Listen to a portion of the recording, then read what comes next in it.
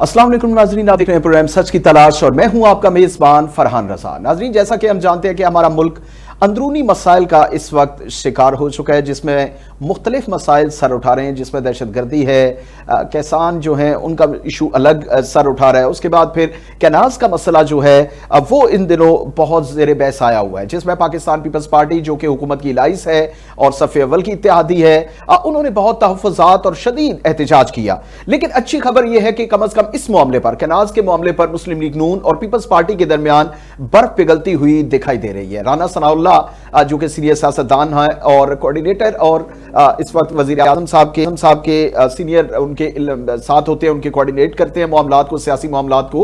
उन्होंने सिंध के सीनियर वजीर शजीन इनाम मेमन साहब से टेलीफोनिक राब्ता किया है और कैनाज के मसले को मुलाकात करके बातचीत के जरिए हल करने पर इत्तफाक किया गया दोनों जानिब से। वजीर आज़म के मुशीर राना सनाउल्लाह साहब ने कहा कि कैनाज के मामले पर सिंध के साथ हम मुज़ाकरात करने के लिए तैयार हैं, जबकि वजीर आज़म शहबाज शरीफ और नवाज शरीफ साहब ने इसमें अहम किरदार अदा किया और उन्होंने यह हिदायत जारी की कि पीपल्स पार्टी से राब्ता किया जाए और कैनाज का जो भी मामला है उसे मुज़ाकरात के लिए और बातचीत के जरिए हल किया जाए। जबकि दूसरी जानिब पीपल्स पार्टी ने भी जो कोई बहुत तहफ़्फ़ुज़ात रखते थे और एहतजाज हो रहा है, हमने सिंध में भी देखा कि मुख्तलिफ मकामात पर इस वक्त शदीद जो है वो एहतजाजी रैलियां निकाली जा रही हैं, धरने दिए जा रहे हैं और सिंध और पंजाब की जो आमदोरफ्त है, जो ट्रैफिक है, उसे तकरीबन मुअत्तल कर दिया गया है। और इवन यहां तक कि मुख्तलिफ खैरपुर से ये रिपोर्ट्स आ रही हैं, घोटकी का जो ट्रैक है, रेलवे ट्रैक, वहां पर भी धरने जारी हैं। वकला हैं तो वो मुख्तलिफ मकामात पर बड़े भरपूर धरने देते हुए दिखाई दे रहे हैं। तो पीपल्स पार्टी के अवाम के लिए जो उन्होंने कहा कि 1991 वाला मुआहदा है, जिसके तहत सिंध को पानी की मुनसिफाना तकसीम जो है अब वो मिल रही थी, उन्होंने कहा कि उसके मुताबिक ही हमें पानी चाहिए। और पीपल्स पार्टी ने भी इस मामले पर जो है वो ये कहा है कि हम मुज़ाकरात करेंगे और बातचीत के जरिए मामलात को हल करेंगे। दूसरी जानिब नाजरीन, आज पीपल्स पार्टी और मुस्लिम लीग नून की कोऑर्डिनेशन कमेटी का एक बड़ा अहम इजलास लाहौर में हुआ, जिसकी मेजबानी गवर्नर पंजाब सलीम हैदर साहब ने की। मुस्लिम लीग नून की जानिब से राना सनाउल्लाह, मलिक अहमद खान और मरियम औरंगजेब साहिबा ने शिरकत की, जबकि पीपल्स पार्टी की जानिब से नदीम अफजल चंद साहब, हसन मुर्तजा और सैयद अली गिलानी जो है वो शरीक हुए।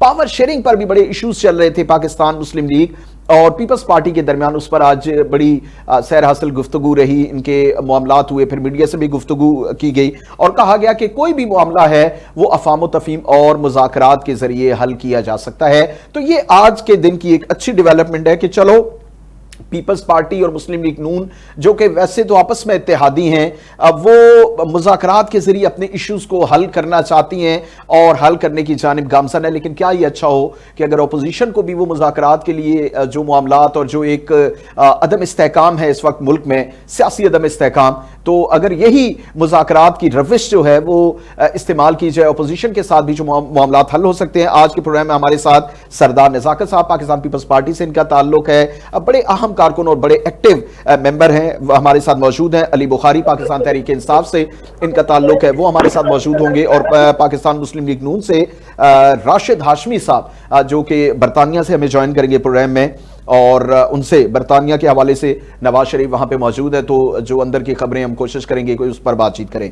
गुफ्तगू का आगाज हम सरदार साहब से करेंगे। सरदार साहब, बहुत शुक्रिया आपके वक्त का। सर, बड़ी अच्छी बात है कि कैनाज का मामला जो कि बड़ी शिद्दत इख्तियार करता जा रहा था, बल्कि शिद्दत इख्तियार कर चुका था, आपके चेयरमैन से लेकर एक कारकुनों तक और आम आवाम जो है वो धरने और एहतजाज पर उतर आई थी। तो बड़ी अच्छी बात है कि आज ये बर्फ पिघलती हुई नजर आ रही है। लेकिन क्या ये अच्छा हो कि ये आपस में दो इत्तेहादी तो मुज़ाकरात के लिए राजी हो चुके हैं, लेकिन साथ ही अगर जो मुख्तलिफ मामलात हैं, सियासी इशूज हैं, अगर आप यही रविश या यही तरीक़ाकार जो है अपोजिशन के साथ भी रखें तो ज्यादा बेहतर नहीं होगा? बहुत शुक्रिया फरहान। पहली बात तो ये कि देखें, जो पाकिस्तान पीपल्स पार्टी और सुबह सिंध के लोगों की रिजर्वेशंस हैं 6 कनाल के हवाले से और जो गुलिस्तान के हवाले से, वो तो आपने देखा कि पूरा सिंध यक ज़बान होके उनकी आवाज ये है कि हम कनाल को किसी तरह से सिंधु पे नहीं बनने देंगे। और जिस तरह पाकिस्तान पीपल्स पार्टी के चेयरमैन बिलावल भुट्टो जरदारी साहब ने 2 दिन कबल हैदराबाद में जिस तरह स्पीच की, तो मुश्तरका इजलास था, तो प्रेसिडेंट पाकिस्तान आसिफ अली जरदारी साहब ने क्लियर कहा कि किसी भी सूबे को एतमाद में लिए बगैर कोई मुतनाज़ा कनाल की कभी भी हम सपोर्ट नहीं करेंगे। तो मैं समझता हूँ कि अच्छी बात है कि बहुत सारी चीजें हुकूमत ने उसको, जो पीपल्स पार्टी ने उसको एड्रेस किया था, तो हुकूमत ने उसको ऑन किया और वहाँ मेरे ख्याल में आज किसी हद तक आपस में राब्ते भी हुए। और हम उम्मीद करते हैं कि जो सिंध के लोगों की आवाज है कराची से कश्मीर तक, वो हुकूमत पाकिस्तान और हुकूमत पंजाब दोनों सुनेंगे, और जो सिंध का एक पानी का एक देरीना मसला है उसको एड्रेस करेंगे, और जो सिंध के सूबा सिंध के लोगों के ग्रीवेंसेस हैं, रिजर्वेशंस हैं, उनको एड्रेस करेंगे। ये कोई पॉलिटिक्स की बात नहीं है, बल्कि सिंध के लोगों का जीना मरना इन कनालों के साथ है। और पहले ही सिंध को एक बहुत ज्यादा कम पानी मिल रहा है, और जो अकॉर्ड पर से अगर इस तरह की मुतनाज़ा नहरें निकालेंगे, तो क्योंकि पाकिस्तान पीपल्स पार्टी बुनियादी तौर पे पाकिस्तान की वाहिद पॉलिटिकल पार्टी है जो फेडरेशन की फेडरेशन के ऊपर बिलीव करती है, और पाकिस्तान पीपल्स पार्टी ने हमेशा पाकिस्तान खपे का नारा लगाया। और मोहतरमा बेनजीर भुट्टो शहीद जब इस दुनिया में थी तो चारों सूबों की जंजीर बेनजीर बेनजीर के नाम से उनको याद किया जाता था। तो पाकिस्तान पीपल्स पार्टी तो इस पे बिलीव करती है कि रिकंसिलिएशन होनी चाहिए और मुज़ाकरात होने चाहिए। जहां तक आपके सवाल का ताल्लुक है, देखें पाकिस्तान पीपल्स पार्टी के चेयरमैन बिलावल भुट्टो जरदारी साहब ने मुतअद्दिद मरतबा फ्लोर ऑफ द हाउस पे खड़े होके अपोजिशन को मुज़ाकरात की दावत दी, और आसिफ अली जरदारी साहब ने हमेशा रिकंसिलिएशन की बात की। लेकिन अनफॉर्चुनेटली जिस अपोजिशन की आप बात कर रहे हैं, मेरा नहीं ख्याल कि वो मुज़ाकरात के अंदर संजीदा है, और वो मुज़ाकरात करना ही नहीं चाहते किसी पॉलिटिकल फोर्स के साथ। जब भी उनसे पूछा गया तो उन्होंने कहा कि हम तो ना मुस्लिम लीग नून, ना पीपल्स पार्टी, ना किसी और पॉलिटिकल पार्टी से हम मुज़ाकरात नहीं करना चाह रहे हैं, हम तो डायरेक्ट एस्टेब्लिशमेंट से मुज़ाकरात करना चाह रहे हैं। और ये चाह रहे हैं कि जिस तरह 2018 में उस वक्त जो एस्टेब्लिशमेंट थी, जनरल बाजवा साहब, जनरल फैज हमीद साहब और जितने लोग थे, उनको फैसिलिटेट करके इक्तदार में लाया गया, आज भी ये चाह रहे हैं कि उसी तरह की एस्टेब्लिशमेंट हो, उसी तरह के मुज़ाकरात हो, तो हमें फैसिलिटेट करके हमें इक्तदार दिया जाए। लेकिन ये इनको अब मुमकिन नजर नहीं आता, क्योंकि ये ना ये 2018 है और 2000। यानी आपका कहना ये सरदार साहब के ऑपोजिशन चाहती है कि मुज़ाकरात किए जाए और उसके बाद हमें इख्तियार मिल जाए।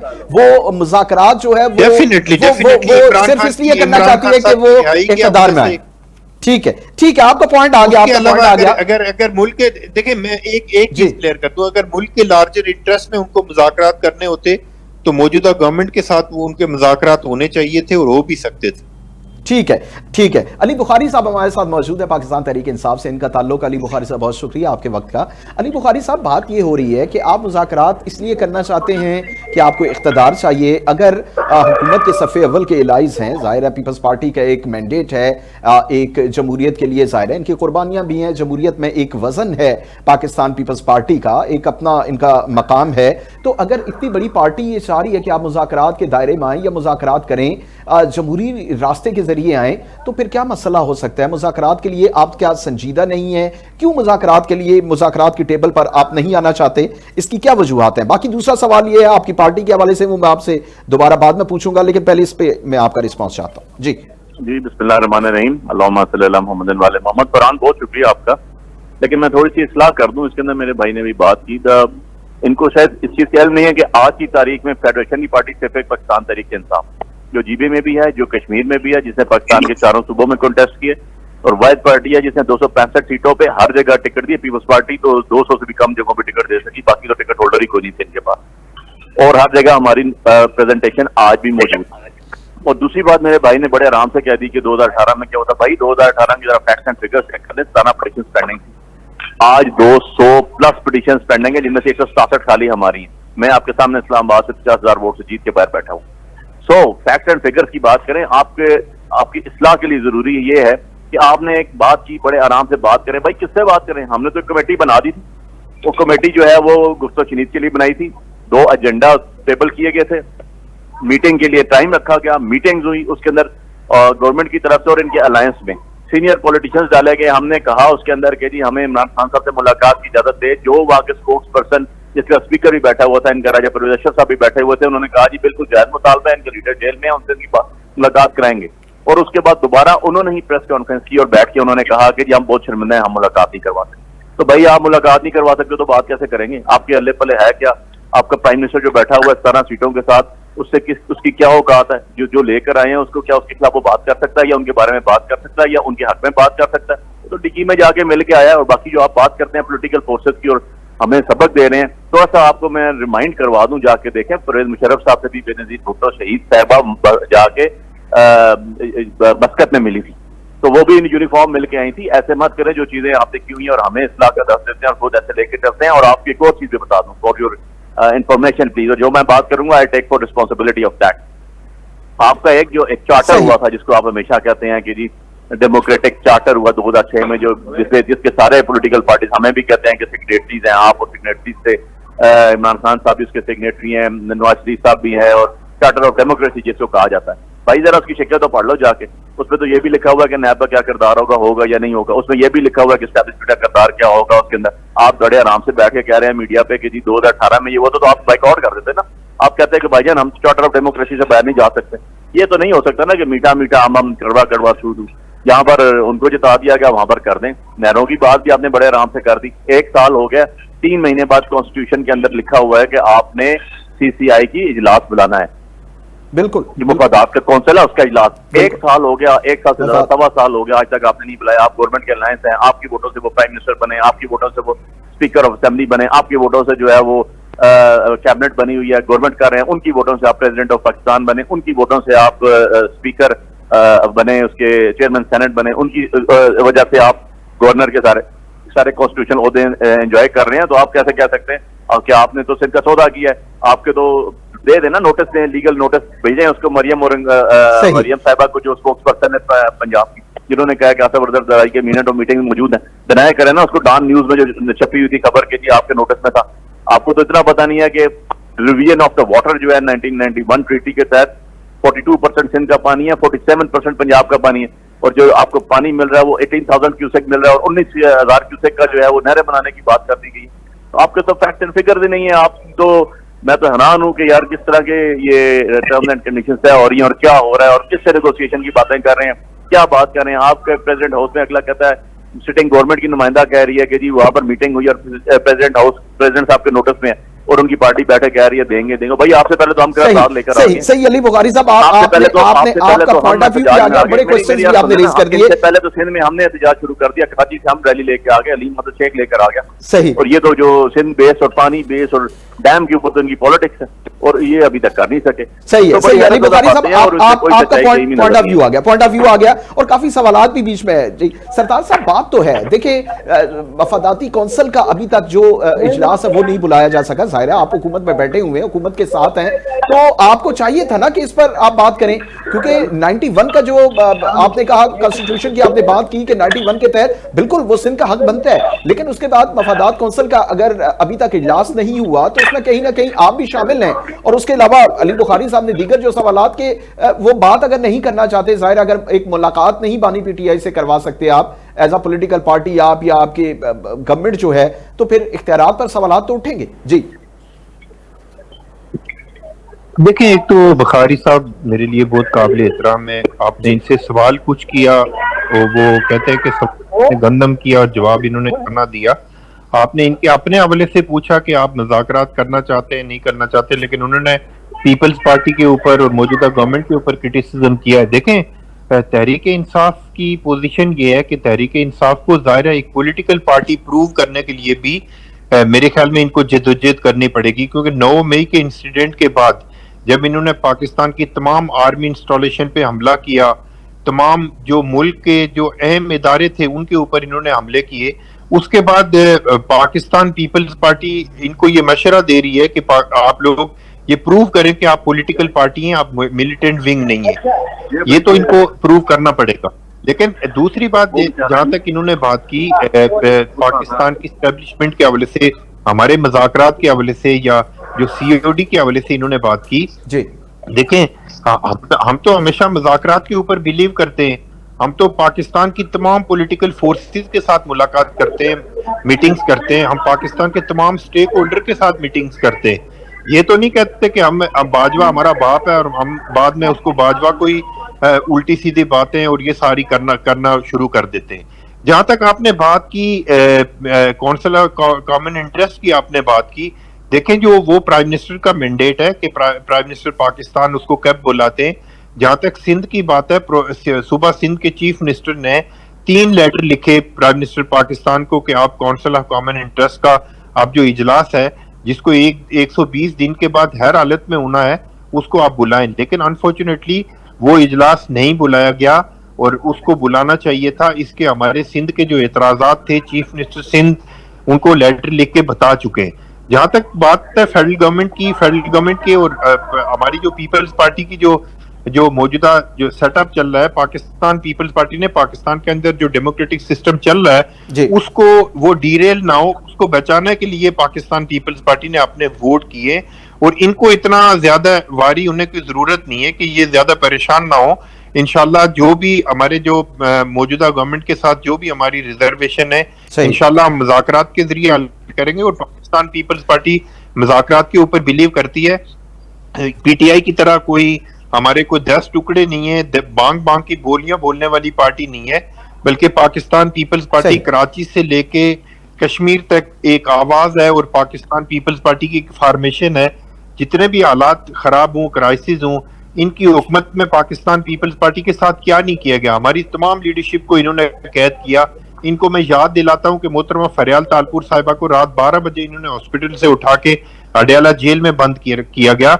ये सारी चीजें अपनी जगह पे हैं, लेकिन हम आज भी ये समझते हैं कि पाकिस्तान की तमाम पॉलिटिकल फोर्सेस को, चाहे तहरीक इंसाफ है या मौलाना फजलुर रहमान साहब हैं, जमात इस्लामी है, तमाम लोगों को पाकिस्तान के लार्जर इंटरेस्ट के लिए हमें मुज़ाकरात की तरफ जाना चाहिए और इनको भी कम से कम ये प्रूव करना पड़ेगा कि हम मिलिटेंट विंग नहीं है, हम पॉलिटिकल पार्टी हैं, हम दहशतगर्दी हिंसा पसंदी जो इनके अंदर है उसको ज़हन से इनको निकालना पड़ेगा। ठीक है सरदार साहब, आपको पॉइंट आ गया। अली बुखारी साहब, अभी सरदार नज़ाकत साहब बात कर रहे थे तो उन्होंने कहा कि पार्टी के अंदर इनके काफी मामला चल रहे हैं या धड़े बने हुए हैं, तो ये चीजें भी तो हैं। पार्टी के अंदर की सिचुएशन भी आपकी कोई ज्यादा हौसला अफजा नहीं है।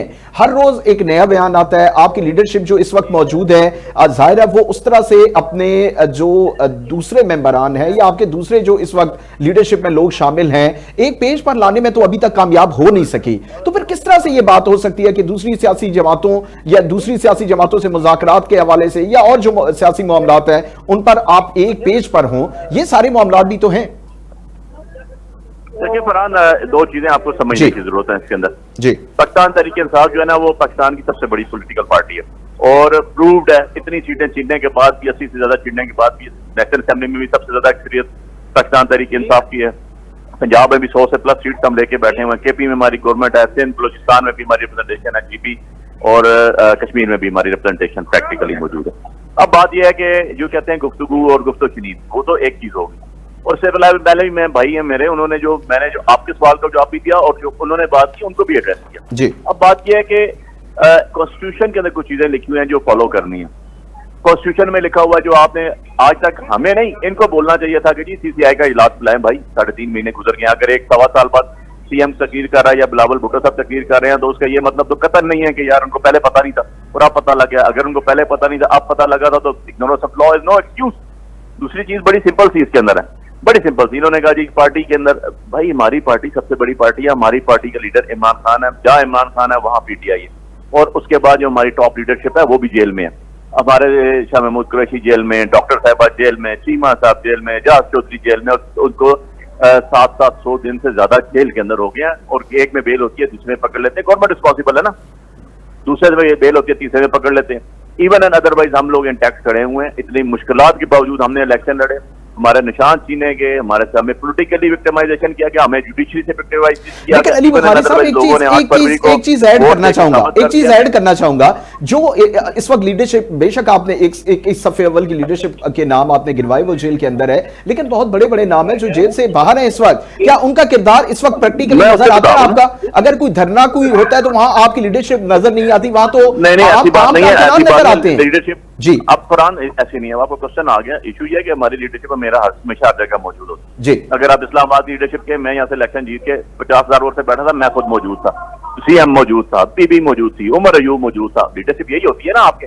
मिराज खान मौजूद था, अली असगर खान मौजूद था। मतलब यही लोग होते हैं ना जो आपके बैठे होते हैं मेन टॉप होतों पे। कोई शिबली फराज मौजूद था, क्या आप सारे के सारे तो नहीं बैठ जाते आके? पहली बात तो ये होगी। दूसरी चीज ये है कि आपने कब हमें इमरान खान साहब से मिलने दिया? 4 नवंबर के बाद किसी पॉलिटिकल बंदे की मुलाकात हुई, कोर्ट ऑर्डर्स हैं कि जुमेरात वाले दिन जो है वो फैमिली फ्रेंड्स मिलेंगे, मंगल वाले दिन जो है वो सुबह फैमिली मिलेगी और दिन को 6 वकील मिलेंगे। आज तक तो मिलने नहीं दिया आपने कि हम डिस्कस करें, पूछ के आए, बताएं उनको सारी सिर्फ हाल लेकर आए। आपको तो डर और खौफ इतना है। दूसरी चीज, हमने फरियाल तारपुर साहबा जो है वो एक पॉलिटिकल खातून है, वो पूरा सूबा रन करती थी, पूरी पार्टी रन कर रही थी, और उसके अलावा आज बुशरा बीबी कोई पॉलिटिकल होता नहीं रखती थी और 1 साल से ज्यादा कन्फाइनमेंट में मौजूद है, सोलिटरी कन्फाइनमेंट में। और ये जिन्होंने कहा इनकी सारी लीडरशिप क्या थी, भाई हमारे दौर में 3% केस बने हैं, बाकी जिनके साथ आप बैठे हुए हैं विरासत में मिले हुए हैं, जरा चेक कर लें। हमने कुछ भी नहीं किया था जो बेनजीर भुट्टो शहीद साहब के साथ, जिनके साथ आप बैठे हुए हैं, जिनके नाम पे आप वोटें लेते हैं, जिनके नाम पे बिलावल भुट्टो ने अपना नाम बिलावल जरदारी से बिलावल भुट्टो रखा, वो उनको जिनके साथ सारे मामलात किए हुए हैं, वो लोग आज आपके साथ बैठे हुए हैं, जिन्होंने नुसरत भुट्टो और उनकी तस्वीरें शाया करने से लेके जहां तक कहा गया कि भाई हफ्ते में 6 दिन वर्किंग है, 6 दिन बेनजीर कौर के बच्चों को जेलों में लॉजी से 10 साल जरदारी को कैद में रखा, हमने नहीं रखा। तीसरी चीज बड़ी इंपॉर्टेंट बता दूं, क्या इनकी कैपेसिटी है, क्या इनकी वर्थ है कि ये बिलावल से पूछे बगैर या जरदारी साहब से पूछे बगैर आज प्रोग्राम में कह दें कि जी हम आपके साथ खड़े हैं? नहीं है ना। जब आप अपने लिए ये चीजें कर सकते हैं तो दूसरों को कहते हैं कि इमरान खान जेल में और आप फैसला कर लें, आपकी आदत नहीं है। और ये आपको बता दूं फॉर योर काइंड इन्फॉर्मेशन कि जब वजीर आजम शहबाज शरीफ था पीडीएम गवर्नमेंट से, और नवाज शरीफ मुल्क से बाहर इंग्लैंड में बैठा हुआ था, 4 हफ्तों के लिए गया था, 4 साल लगा के, 1 हफ्ते में 3-3 दफा जो है वो वजीर आजम पाकिस्तान जाता था वहां से बात करने के लिए। और लास्टली जो आपने बात कही कि जी पार्टी के हिस्से है, पार्टी के हिस्से नहीं है। हमारी डेमोक्रेटिक पार्टी है, हर एक का अपना व्यू आता है। हमारी कोर कमेटी है, मैं उसका मेंबर हूँ, उस पर डिस्कस होता है। लीगल कमेटी है, उसका मैं मेंबर हूँ, उस पर डिस्कस होता है। पॉलिटिकल कमेटी है, उस पर डिस्कस होता है। फिर खान साहब को बताया जाता है और उनसे मशवरे के बाद, उनसे सुनने के बाद अमल किया जाता है। पार्टी के टुकड़े ऐसे होते हैं। लेकिन अली बुखारी साहब देखिए चीजें बिल्कुल आपने सही की। मेरी बात सुन लें। बेनजीर भुट्टो शहीद साहबा के साथ गाड़ी में मौजूद थे सफदर अब्बासी और नाइद खान, किधर है आज वो? क्या अशर किया इन्होंने वो मखदूम अमीन फहीम साहब का? इसको कहते हैं पार्टी से निकल जाना। जब जुल्फिकार अली भुट्टो पे बुरा टाइम आया तो उसकी सीसी के मेंबर थे 40, 32 छोड़ के चले गए थे, 8 रह गए थे। तो भाई इसको कहते हैं हमने तो मारे खाई, मेरे पे 17 पर्चे हुए, मैं बेल फॉर अरेस्ट भी इस्लामाबाद में बैठा हूँ। हम तो खड़े हुए हैं आज भी और अपनी पार्टी के साथ खड़े हैं। इसलिए ये चीज कहना कि जी पार्टी चलेगी। जब मियां नवाज शरीफ पे बुरा टाइम आया तो 16 बंदे नहीं थे टिकट लेने वाले उसके पास। जब वो पाकिस्तान आया तो एक बंदा उसको लेने के लिए एयरपोर्ट पे नहीं गया। तो ऐसे नहीं होता, चीजों को अपने साथ कंपेयर करें। और ठीक है आपका पॉइंट आ गया। लेकिन मैं जाते अभी सरदार साहब की तरफ जाऊंगा, लेकिन एक सवाल आपके पास छोड़ के जा रहा हूं अली बुखारी साहब कि सबसे पहले तो ये देखें कि आपने जितनी बात की, लेकिन उसके बावजूद अभी मुश्किल वक्त है, ठीक है, लेकिन उसके बावजूद जो इस वक्त आपकी क़यादत मौजूद है उससे तो कम से कम एक पेज पर होना चाहिए ना। वहां पर देखिए डील्स या मुज़ाकरात के हवाले से सवालात उठाए जाते हैं तो 3 वर्जन आते हैं आपकी पार्टी की जानिब से। आपके जो मौजूदा चेयरमैन है वो कुछ और कहते हैं, आजम सवाती साहब का कुछ और बयान सामने आता है, जो दूसरे सीनियर रहनुमा है उनकी तरफ से कुछ और बयानात आते हैं। तो ये इसका जवाब मैं आपसे दोबारा बाद में लूंगा। अच्छा सरदार साहब, बात तो ये है कि देखें अगर एक सियासी जमात है और वो अपनी लीडर से मुलाकात के लिए जाना चाहती है, कोर्ट भी उसे कहता है, तो ये चीज तो नजर आ रही है। ये चीज के मुलाकात के लिए क्या मुश्किलात है, क्यों मिलने नहीं दिया जाता जबकि कोर्ट्स भी ऑर्डर दे चुकी है और ये सारे मामलात हमारे सामने है कि किस तरीके से वहां से उन्हें उठाया जाता है, आगे जाके छोड़ दिया जाता है। ये सारा सिस्टम भी तो है। तो जाहिर है आप भी एक पॉलिटिकल पार्टी हैं, हुकूमत के साथ बैठे हुए हैं, तो इन सारे मामलात पर आपकी भी नजर तो होगी। देखिए एक तो इनको बुखारी साहब को पता होगा कि जो मुलाकात के हवाले से जो SOPs तय हुई थी वो यही था कि जो इनकी जो लीडरशिप है, जो मौजूदा लीडरशिप है इनकी, वो डिसाइड करेगी कि किसने मुलाकात करनी है और किसने मुलाकात नहीं करनी। अगर राजा साहब या इनके चेयरमैन मौजूदा जो है वो नहीं चाह रहे हैं कि बुखारी साहब इमरान खान साहब से मुलाकात करें, तो उसमें पीपल्स पार्टी या नून लीग उनसे जबरदस्ती तो नहीं मुलाकात करवा सकती। लेकिन ये सारे नाम फैमिली मेंबर्स तो उसमें नहीं आएंगे ना। फैमिली मेंबर्स के लिए भी अगर इमरान खान साहब अपनी किसी बहन से नहीं मिलना चाहते तो उसमें क्या हो सकता है? वो नहीं मिलना चाहते तो हम तो नहीं जबरदस्ती मिलवा सकते या कोई भी नहीं मिलवा सकता। बिल्कुल। देखिए एक ये तो इनके दरमियान और इंतजामिया के दरमियान जो सारी SOPs तय हुई हैं, वो इनके जो सेक्रेटरी जनरल हैं उनके पास वो सारी SOPs मौजूद हैं और वो रोजाना की बुनियाद के ऊपर प्रेस कॉन्फ्रेंस करते हैं कि भाई मैं जिसका नाम दूंगा वही अंदर जाएगा। लेकिन वो ज़ाहिर है पसंद और नापसंद की बुनियाद के ऊपर इमरान खान साहब लोगों को अंदर बुलाते हैं और मुलाकातें होती भी हैं। देखें बात मुलाकात की नहीं है, इस टाइम तहरीक इंसाफ का सबसे बड़ा प्रॉब्लम यह है कि तहरीक इंसाफ के पास कोई डायरेक्शन नहीं है काम करने की। आपको याद होगा कि मौलाना फजलुर रहमान साहब को किन किन अलकाबात से नवाजते थे, और मौलाना फजलुर रहमान साहब इनको किस तरह पुकारते थे। वो इनको यहूदी एजेंट कहते थे, ये उनको डीजल कहते थे। वही है ना कि ये तो हमारा सियासी बैकग्राउंड है। ये तो अनफॉर्चुनेटली कोई भी जमात हो वो इसी तरह ही है। अगर आप मुझे बात कंप्लीट करने दें, देखिए इनके पास इस वक्त लीडरलेस लीडरशिप पार्टी है, और दूसरी बात यह कि इनके पास कोई डायरेक्शन नहीं है कि हमने क्या करना या क्या नहीं करना। इन्होंने जो पहला कदम उठाना था, इन्होंने आखिरी कदम उठाया इस्लामाबाद के ऊपर हमला करके, दावा बोल के। अब इनके पास कहने के लिए करने के लिए कुछ नहीं है। मेरा अपना ख्याल ये कि इनको कम से कम 4 से 5 साल इनको वेट करना पड़ेगा। उसके बाद कहीं अगर इनको किसी तरह से कोई सिग्नल मिलते हैं, जिस तरह 2018 में इनको सिग्नल मिले थे, जिस तरह जनरल पाशा ने इनको फैसिलिटेट करके इनकी पार्टी बनाई, एक पार्टी एक सीट वाला बंदा जिसकी काउंसलर बनने की कैपेसिटी नहीं थी, उसको मुल्क का प्राइम मिनिस्टर बनाया गया, मुल्क को तबाह किया गया, कश्मीर को बेचा गया। और पूरी दुनिया को पता है कि उस वक्त की जो चाहे मिलिट्री एस्टेब्लिशमेंट की लीडरशिप थी या पाकिस्तान की गवर्नमेंट थी, 2019 को जब कश्मीर का 35 और 370 खत्म हुआ, उस वक्त पूरी दुनिया ये कहती है कि इमरान खान और बाजवा दोनों ऑन बोर्ड थे। ये सारे काम एक ऐसे शख्स से लिए गए कि जिसकी कोई कैपेसिटी नहीं थी प्राइम मिनिस्टर बनने की। उसको खामखा पाकिस्तान के ऊपर मुसल्लत करके पाकिस्तान से ऐसे फैसले करवाए गए जो पाकिस्तान के लिए बहुत नुकसानदेह साबित हुए। मैं समझता हूं कि आज भी इनको पॉलिटिक्स नुकसानदेह फैसले, बिल्कुल सरदार साहब आपका पॉइंट ऑफ व्यू आ गया, आपका पॉइंट ऑफ व्यू आ गया। पॉलिटिक्स करना चाहते हैं तो इनको पॉलिटिकल लोगों से बैठना चाहिए और लोगों से पॉलिटिक्स। इस पे कोई दो राय नहीं है, इस पे कोई दो राय नहीं है कि पॉलिटिकल पार्टीज को पॉलिटिकल लोगों के साथ ही बैठना चाहिए। लेकिन अगर आप नुकसानात की बात करें तो पाकिस्तान की तारीख जो है अनफॉर्चुनेटली भरी पड़ी है ऐसे फैसलों से।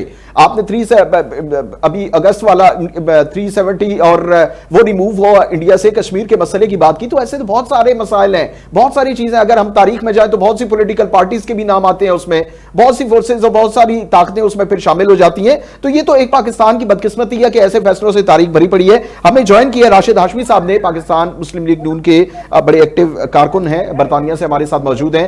राशिद हाशमी साहब बहुत शुक्रिया आपके वक्त का। आज मैंने अपने इब्तदाइया में ये बात की कि कैनाल के मामले पर आपने अपने एलाइज जो हैं, और जाहिर है सफ़े अव्वल की जमात है, ओपोजिशन आपके साथ इत्तेहादी हैं पाकिस्तान पीपल्स पार्टी, उनके साथ मुज़ाकरात के लिए बर्फ पिघलती हुई नजर आ रही है, बड़ी अच्छी बात है। तो मैंने आगे सरदार नज़ाकत साहब से भी ये सवाल किया कि क्या ये अच्छा हो कि अगर मामलात आप अपने में एलाइज के साथ बैठकर मुज़ाकरात से हल कर सकते हैं, तो अपोजिशन के साथ भी अगर यही स्ट्रेटेजी अपनाई जाए, उन्हें कांटेक्ट किया जाए और खुले दिल के साथ मुज़ाकरात, तो मुल्क के हक में ये बेहतर नहीं होगा? या क्या रुकावट इसमें आती है जो कि अपोजिशन जमात के साथ आप नहीं बैठ सकते या मुज़ाकरात आगे नहीं बढ़ सकते, इसमें रुकावट क्या है? जी राशिद हाशमी। देखें जी, जो कनाल का इशू है, इसके मुतालिक मैं आपको थोड़ा सा बताता चलूं कि 8 जुलाई 2025 ऐवान सदर साहब की जो जेर सदारत जो इजलास हुआ था, उसमें सारी ये चीजें डिस्कस हुई थी। उन्होंने उनके कंसर्न के साथ जो है जरदारी साहब की मंजूरी के साथ ये चीजें जो लीग, अलबत्ता बाद में जो कोई इसको पोलिटिसाइज किया गया, उसके ऊपर भी वजीर आजम शहबाज शरीफ साहब ने, जो हमारे डिप्टी वजीर आजम है इसहाक डार साहब, उनकी जो जेर निगरानी एक कमेटी बनाई थी, और डार साहब ने उसके कमेटी के फॉर्म होने के बाद ये स्टेटमेंट दी थी कि किसी भी सूबे का एक बूंद का पानी पी जाना उसका हक नहीं मारा जाएगा। सही। तो इसको खामखा में पोलिटिसाइज किया गया, कोई मसला था नहीं। अलबत्ता मैं आपसे बतौर एक मुहब्बे वतन पाकिस्तानी ये सवाल करता हूँ कि बजाय इसके कि पानी बहिरा अरब की नजर हो, अगर उससे पाकिस्तान के किसी एरिया को सराब करके उसको जरखेज बना के उसको हरा भरा करके उसके ऊपर अजनास उठा के मुल्क में भूख नंग और अफलास को खत्म करने के लिए कोई कोशिश की जाती है, तो उसके ऊपर सियासत करने की कोई जरूरत समझ तो नहीं आती। अलबत्ता ये बड़ी अच्छी बात है कि जिस तरह आपने अभी सवाल में भी पूछा कि अगर पीपल्स पार्टी के साथ बर्फ पिघलती हुई नजर आ रही है, बहरहाल बर्फ थी नहीं, लेकिन चलें इसको मान लें तो अच्छी बात है अगर मूव ऑन वाली सिचुएशन में और पाकिस्तान के मामला को इसी तरह अफहाम तफहीम के साथ हम लोग लेकर चलते हैं। और पीपल्स पार्टी को मैं इस चीज पर दाद दूंगा कि पीपल्स पार्टी भी जो मुज़ाकरात पे यकीन रखती है, वो पीटीपी पे हमले पे यकीन नहीं रखती, वो पार्लियामेंट पे हमले पे यकीन नहीं रखती, वो 160-70 कांग्रेसमैन को मिला के पाकिस्तान के खिलाफ करारदाद लाने पे यकीन नहीं रखती। वो पाकिस्तान खपे का नारा लगाती है। वो ये नहीं कहती कि वर्किंग कमेटीज यूएन कोई के पाकिस्तान के खिलाफ करारदाद मंजूर की जाए। वहाँ पे IMF को खतूत लिखने के लिए वो खाती नहीं है, ना ही वो ओवरसीज पाकिस्तानियों को कहती है कि आप गैर कानूनी तरीकों से हवाले हुंडी के जरिए पैसे भेजें ताकि मुल्क का जो ना दिवालिया निकले। तो मैं खराज तहसीन पेश करता हूँ पीपल्स पार्टी को भी कि उनकी जमहूरी सोच है और वो मुल्क को हमारे साथ मियां शहबाज शरीफ साहब की वजारत उज़्मा में जो पाकिस्तान को तरक्की की शाहराह के ऊपर जो वो गामजन करना चाहते हैं।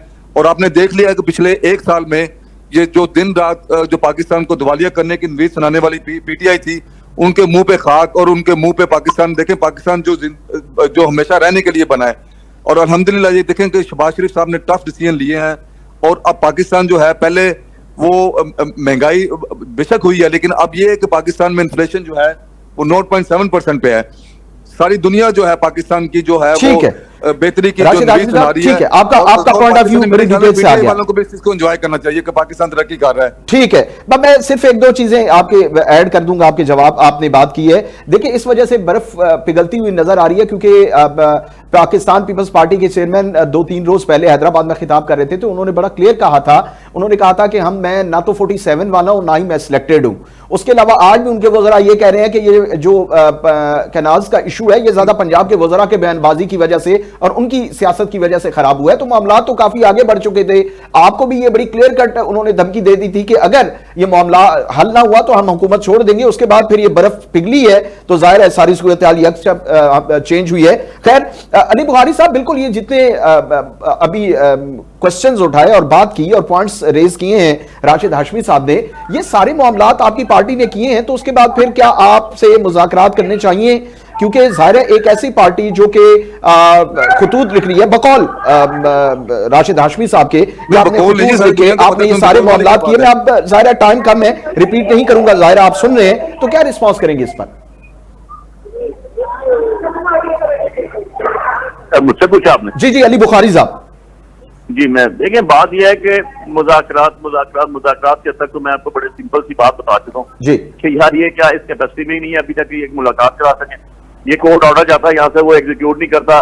किसके पास अब पंजाब हुकूमत, इनके पास कौन है CM, इनका कौन है सेक्रेटरी, इनका कौन है जेल खाना जात का मिनिस्टर, इनका सुप्रीडेंट कौन है जेल का, इनका डिप्टी सुप्रीडेंट कौन है, इनका DIG कौन है सुप्रीडेंट का, इनका, और एक कोर्ट ऑर्डर आता है जो कि इनके लाए मुझे जरा बाद में ज्वाइन किया टाइम जरूर दीजिएगा प्लीज। लार्जर बेंच पे बना हुआ है वो किसने बैठाया हुआ है, वो भी एक SOP पास करता है और SOP फॉलो नहीं करता। तो यार ये तो इनकी माजरत के साथ, निहायत अदब के साथ औकात है कि ये एक मुलाकात के आने के काबिल भी नहीं है। तो इनसे आगे क्या चीजें तय की जा सकती है, मुझे बता दें जरा आप। जिनकी मैं बताता हूँ, उसका जवाब दे दूं जी अगर आपकी इजाजत हो दी। जी अच्छा, अब दूसरी चीज जब आप SOP फॉलो करते हैं, जो अगर मुज़ाकरात होते हैं ना PTI वाले इस टाइम जो है मुज़ाकरात के लिए वो नाक से लकीरें निकाल रहे हैं क्योंकि मुज़ाकरात का जो सिंगल बेनिफिशियरी है वो इमरान खान नियाजी नामी शख्स है। हुकूमत को इनसे कोई उनसे नुकसान नहीं है, एक बात। और दूसरी बात इन्होंने अभी किया कि हमारी मुलाकात नहीं होती।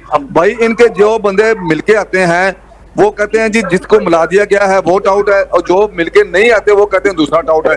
और खुदा की जो बंदा कॉन्सेप्ट ही गलत है, ये है कि PTI को अली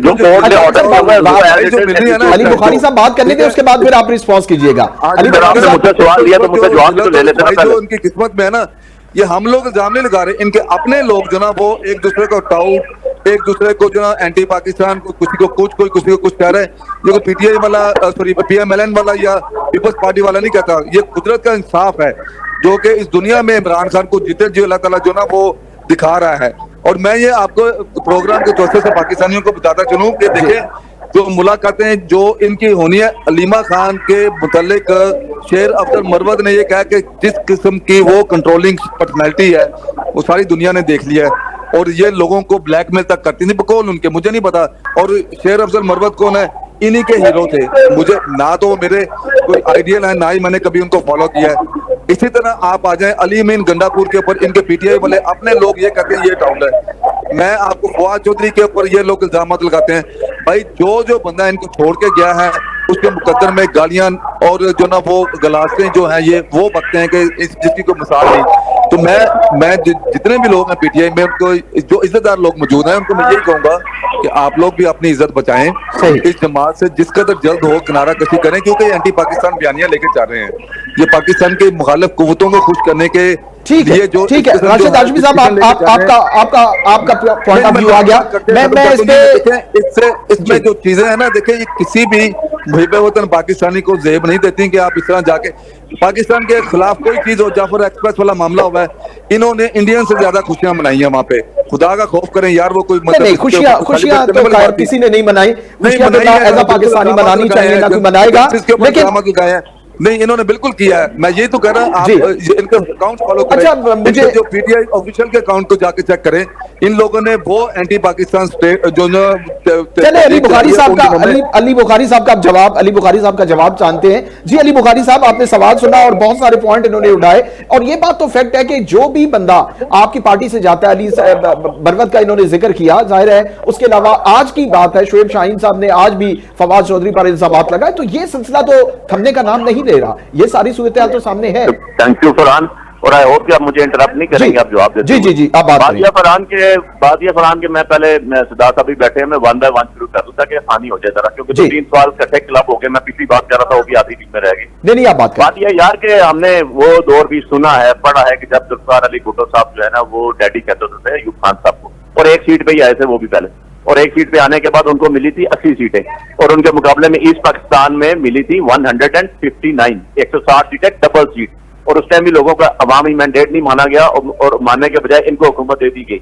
उसके बाद आ जाता हूं मैं नवाज शरीफ साहब पे, जो ज़िया उल हक साहब को कहते थे मेरे बाप है, प्रूव्ड है, जाके देख लें, निकाल लें कि ज़िया उल हक भी बेटा है और मैं भी बेटा हूं उनका, खा के देख लें। फरहान साहब मैं देखिए ज़ुल्फ़िकार अली भुट्टो को नहीं करता, लेकिन ये कि खुदा का अच्छा नहीं देखिए हाशमी साहब, अब बात मुकम्मल होने दें, बात मुकम्मल होने दें, उसके बाद रिस्पॉन्स कीजिएगा, बात मुकम्मल होने दें हाशमी साहब, उसके बाद रिस्पॉन्स कीजिएगा।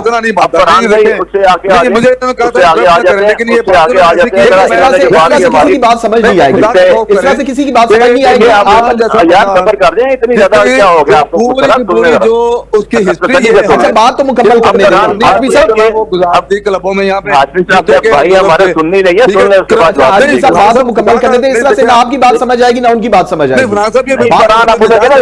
अपनी बारी पे बोले, ऐसे ना करें। देखिए बुखारी साहब, ये इसका मतलब ये तो नहीं कि आप देखिए आप बात करेंगे अपनी बारी पे करेंगे ना, मैंने उसके बाद आप रिस्पॉन्स कर लीजिएगा, इस तरह से देखिए किसी की बात समझ नहीं आएगी। फरहान साहब मैं बिल्कुल अपने अल्फाज वापस लें, देखिए इस तरह से टाइम जाया हो रहा है, आप रिस्पॉन्स कीजिएगा। कोई मैंने अभी तक बात नहीं की, मैंने तो अभी ये भी नहीं कहा। अली बुखारी साहब आप बात करें, अली बुखारी साहब आप बात करें। मैंने तो अभी फरहान भाई ये भी नहीं कहा कि मरियम से लड़ाई करके जो निसार साहब जो है उनकी वजह से पार्टी छोड़ के थे, मैंने तो ये भी नहीं कहा कि शाह खान अब्बासी ने कहा था मैं बीबी के पीछे नहीं खड़ा हो सकता हूँ, बहुत सीनियर पॉलिटिशियन हूँ मैं, आपकी पार्टी का बहुत सीनियर आदमी था, वज़ीर आज़म पाकिस्तान रह चुके हैं, आपने बनाया था उसको और छोड़ के चला गया, इसको चाहता कहते हैं, इसको छोड़ना कहते हैं।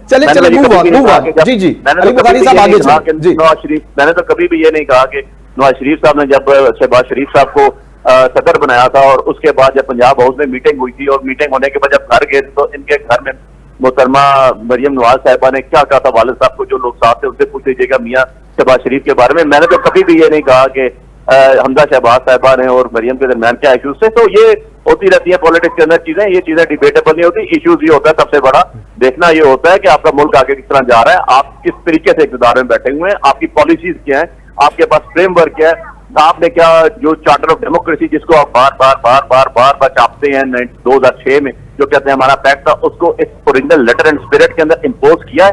जवाब मिलेगा नहीं, जवाब मिलेगा नहीं, क्योंकि आपका प्राइम मिनिस्टर हर दफा तीसरी कुव्वत का जिक्र करता है, जब भी खड़ा होता है वो स्टेज के ऊपर उठ के देख लीजिएगा उसके अंदर और चार्टर ऑफ डेमोक्रेसी पढ़ लीजिएगा, क्या नैब के अंदर आपने उसके जो काम किए जो आपने लिखा हुआ था उसके अंदर जवाब मिलेगा नहीं।